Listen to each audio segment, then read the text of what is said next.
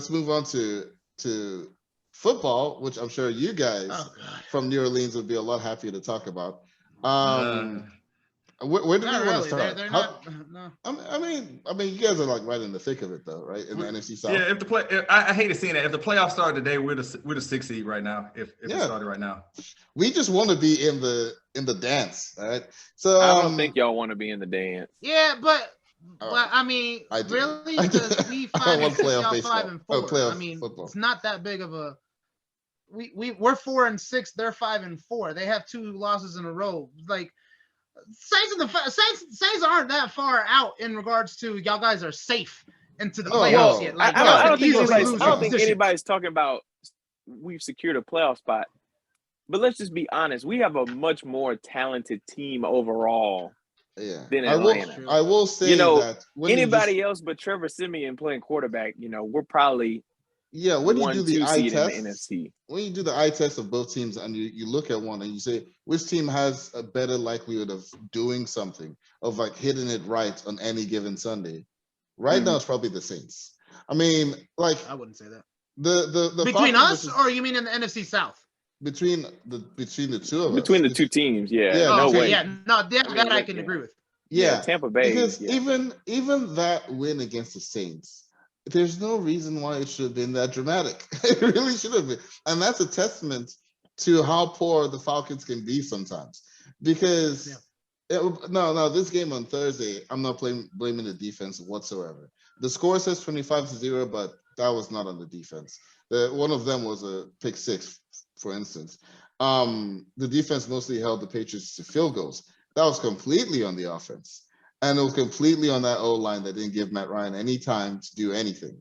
So I think it just shows how important and impactful Cordell Patterson has been to the team this year. And also how much and of course, I could tell I'm not speaking for Zeno, but I'm pretty sure he's with me. And I don't know how you guys would be, but as far as Calvin Ridley is concerned, like take care of your health. Take care of your mental health first, man. This is just football. But he wasn't having the best season anyway before that happened. But even then, he would have been more impactful because, first of all, I never want to hear the words that my wide receiver number 1 is Russell Gage. Wide receiver number 1 is Russell Gage. That 100%. Is just a recipe for not really being that great. No, okay, right? Okay. No, now, no, if no, you no. had Hold on, I got to chime in there real quick. So Calvin Ridley has never actually been the wide receiver 1 up until this year. He's been the wide receiver 2 and benefited a lot from Julio being double teamed. So we haven't actually. He's the wide receiver number 1 when Julio Jones was out during the games last year, and he had a good ass game. He had good games. No, he has the best. It's just something's going on with him. That's true. That's true. He did have games where Julio was out, and he did all. Yeah, he performed really well. But I think what would have happened is in this case is if Calvin Ridley had been there, Kyle Pitts is getting triple coveraged. Yeah, this dude only has like how many games? He only has 9 games, and he's getting triple coverage.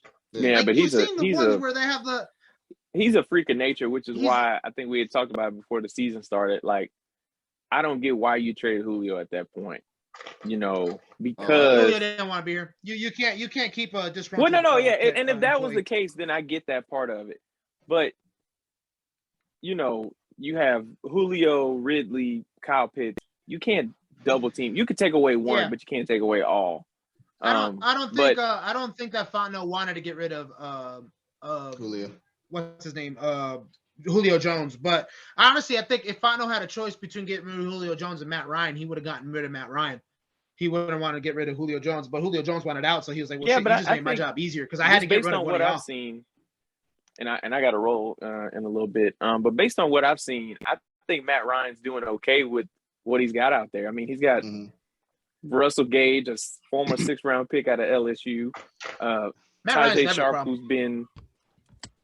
Matt Ryan is what? Matt Ryan is rarely the problem. Yeah, rarely. It's like he's most. I think to Easy's point earlier, I think Patterson may have actually helped the situation on Thursday had he been out there, because he would have. Because the Patriots defense knew that they did not have to worry about the run game whatsoever. Number one. Number two, you're not worried about Tajay Sharp, Russell Gage, Zacchaeus. You're not worried about any of those wide receiver threats. So yeah, you can triple team Kyle Pitts, because if Russell Gage catches a 10-yard out, okay, whatever. Yeah.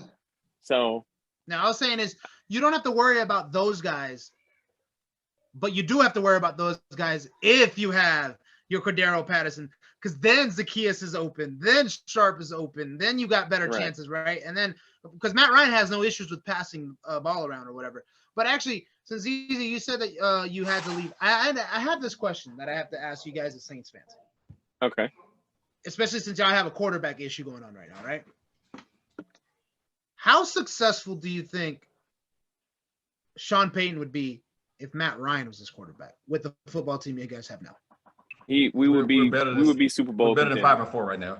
Y'all gonna go through it when Matt Ryan finally hangs it up with what we're going through. You realize how spoiled you were for 10 plus years. Like we had Drew Brees for 15 years. So with him not being there, you feel that presence being gone, unless you know how spoiled you were and how fortunate we were to win a Super Bowl in his time frame. But Zeus, to answer your question, go ahead. Sean Payton would be doing much better with Matt Ryan as his quarterback. And I don't want to sit here and say that the reason why we're losing is Trevor Siemian, because that's not it. We're right. The past few games we've had a lot of. Well, no, he's been playing well. That's what I'm saying. That wouldn't be fair to say that he's the reason. Yeah. But we've had a lot of bad penalties. Kamara's been out. There's a lot of other things going on. We're hurt right now too. I think going into Sunday, Kamara's out. Our two starting left tackles are out. So we're in trouble from a whole injury perspective. But I think if Sean Payton had Matt Ryan, we'd be right up there. Kind of like Matthew Stafford going to the Rams. Hey, I have a capable quarterback that can make all the throws, that type of thing. But now that's kind of in a rut. So I don't know what's going on with that with the Rams. But I think we would be better. But I think Matt Ryan still has a lot left in the tank, and he's doing the best he can with the guys that he has. But I have another question. Do you think Matt Stafford would have done better throughout the years with the Falcons teams that we had throughout the years than Matt Ryan? No. I've heard that a lot. I've heard that Matthew Stafford. It depends on who. It depends on who the coach was when he was there. It depends on who the coach was. So everything being the same. So throughout the Super Bowl team. I don't think. Or just in general. From when. Depends. Hold on. Is Matt Ryan willing to take? Is he willing to tell? Hey, I got to roll, y'all. Shanahan, but it's been a pleasure, y'all. Hey man, appreciate you, brother. All right, Easy. But my question is, I'm in the same boat too here in a second myself. Oh no, we about to be done. But do you think 16 that Matt Stafford would do what Matt Ryan didn't do, which would have been like, hey man, we're in field goal range. Why timeout? Why are you telling me to pass the ball? We're gonna run the ball from now on. We're just gonna kill this clock. I think Matt Stafford might have made that call because Matt Ryan's just not that type of quarterback. Yeah, I think Stafford would have made that call. Yeah, I think he's more opinionated when it comes to that. I'm not trying to say Matt Ryan isn't opinionated. I'm sure he's probably killed a couple of plays that a coach has tossed into him. But I feel like based on Matt Stafford, the way he's carried himself, he probably would say, man, this don't seem like this might be the best thing to do right now. If you ask him my opinion, this is what we should do. I feel like he would have said something. Okay, cool. Well, let's close it on that.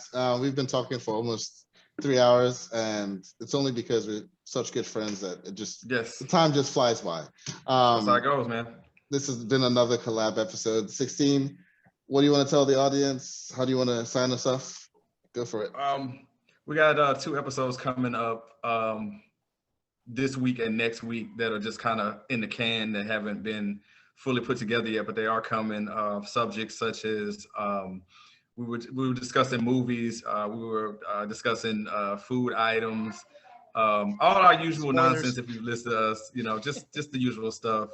Some race talk. We talked about how look out for one where we talked about the way white people have whitewashed the word woke. So just check for us, man. You can follow us on Instagram at It's The Radio Show. Search for us on Facebook, The Radio Show. Zeus, Zeno, we can't talk enough, man. I appreciate y'all allowing us to come on y'all show again, and look forward to hooking up over and over and over. As long as we doing this, we got to make it happen, man. Love y'all, man.